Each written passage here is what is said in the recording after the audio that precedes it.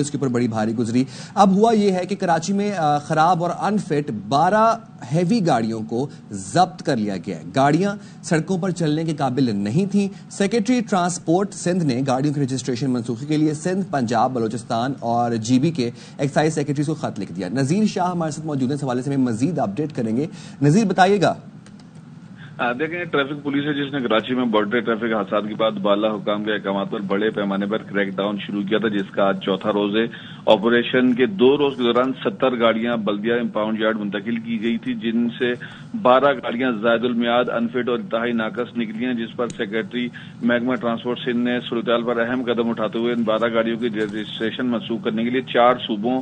جن میں سندھ، پنجاب، بلوچستان اور گلگت بلتستان شامل ہیں کے ایکسائز سیکرٹریز کو خط لکھے۔ تمام گاڑیوں کے رجسٹریشن نمبرز بھی لکھے گئے اور کہا گیا کہ ٹریفک پولیس نے غیر فٹ اور ناقص گاڑیوں کے خلاف آپریشن کیا تھا۔ موٹر وہیکل انسپیکٹر کی جانب سے 70 گاڑیوں کا معائنہ کرتے ہوئے جو رپورٹ تیار کی گئی ہے، اس میں بتایا گیا کہ یہ 12 گاڑیاں انفٹ اور خراب حالت میں جو سڑک پر استعمال کے لیے غیر موزوں اور خطرناک ہے، لہذا موٹر وہیکل آرڈیننس 1965 سیکشن 35 کے تحت ان تمام 12 گاڑیوں کی رجسٹریشن منسوخ کی جائے اور خط میں